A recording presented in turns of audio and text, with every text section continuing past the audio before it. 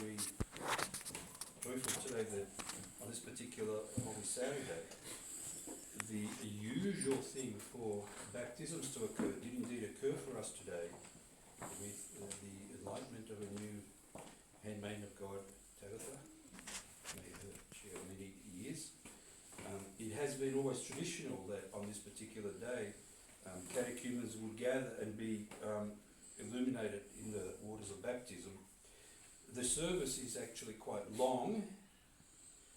It's called a Vespral service, so it starts like a Vespers, it ends up in liturgy. And during this particular service, the notion of the resurrection already occurs. The priests change vestments from their dark to light vestments.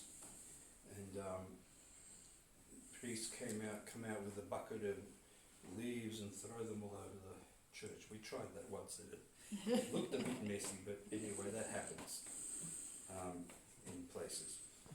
Usually olive or bay leaf leaves. The baptismal service, if you listen carefully, and the reading which we just had, concentrates on one thing. The commandment is to go and enlighten the world. In other words, Orthodox Christians have to be ashamed of themselves if they don't know their faith. You know, if they're always asking questions about this or that or that, they have to know it well enough so that whoever comes to them, they can enlighten them. That's the whole idea. That is the final commandment that Christ gave us. That you go and evangelize the world. That's you are bringing forth the fruit. That is from what you will be looked upon at the great judgment, that you bring any fruit forth in your life. God gave you life, gave you all these things. You train yourself privately, and then you become well enough to instruct others. And when somebody comes to you, even if you don't know, you don't push them away. You do the best you can with them to put them on the right path. Many will come tempting you in various ways. And that's okay. You don't have to get angry or anything like that with them, because you know the truth and you tell it to them. If they don't want to accept it, well, that's their problem.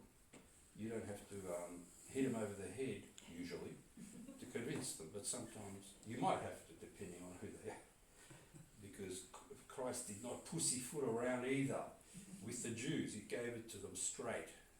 And we tried to make a list of all the derogatory terms that Christ used by looking at all the Gospels, and we, halfway through St. Matthew, we gave up. There were so many politically incorrect things that he did that it was impossible to make a database of it all, right?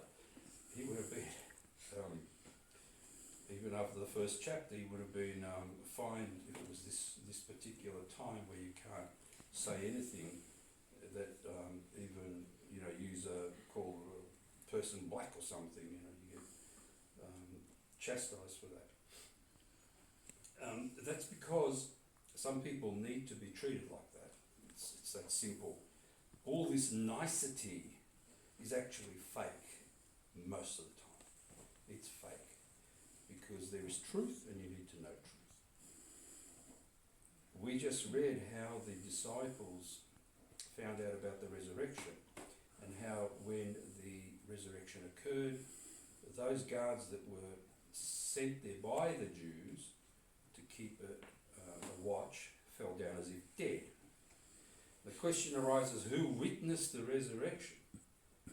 Well, there was a person that did. It's not written in the Bible, but it's written in Holy Tradition. It was the Mother of God. She was there, standing by the tomb when it was sealed, and she witnessed the resurrection. But can you imagine if the Gospel writer said, nobody witnessed the resurrection except the Mother of God? I mean, how would that go down? You see, because a mother's witness is not counted very greatly. You know, mothers will say to their criminal sons that they're the best people in the world. So a mother's witness is not counted. But nevertheless, she did witness the resurrection because he wanted to present himself to her before anybody else as his mother. So that that's from Orthodox Holy Tradition. And Holy Tradition is all that witness from which the Gospels arose. The Mother of God lived with the apostles for over 20 years, working in the mission, and she told them all those secret things that she kept to herself while Christ was with us, filled in all the details, all the little bits and pieces that we need to know. She filled all that in. Just because it's not in the Bible, it doesn't matter. It's in Holy Tradition from where the Bible arose, 4 centuries after. 4 centuries. So for 4 centuries there was no New Testament like we know. There were lots of writings and things going around like that, but it was St. Athanasius the Great who put it together in the 4th century and gave us the New Testament as we have it. Which is very funny because, you know, people say, if it's not in the Bible, I don't believe it. Okay, so what happened for 4 centuries? You wouldn't have believed anything, you know. Or you ask Protestants, what came first, the Bible or the church? They say the Bible, what happened for 4 centuries? Oh, the church. Okay, then why aren't you part of it? You know, if it happened then. That's why we need to understand that our faith rests more on Holy Tradition than it does on the Bible. And in fact, if all the Bibles were destroyed through our services, we would be able to reconstruct them within 1 week. That's how rich they are. You know from last night, the Lamentation service, how much there was just in that bit. And we shortened it by almost half. Anyway, so that's the situation. Now, tonight, God willing, we'll have the resurrection service. It starts with procession around the church after giving you the light, and then the actual resurrection service itself, followed immediately by liturgy, so you can have Holy Communion. Right now, you can have Holy Communion, especially for Tabitha goes first, as her first time, and any else of you that desires it can go now. I think that's all I need to say today. So go and rest after this. Usually on this day, because the service is very long, people don't leave the church, the temple, they don't leave it.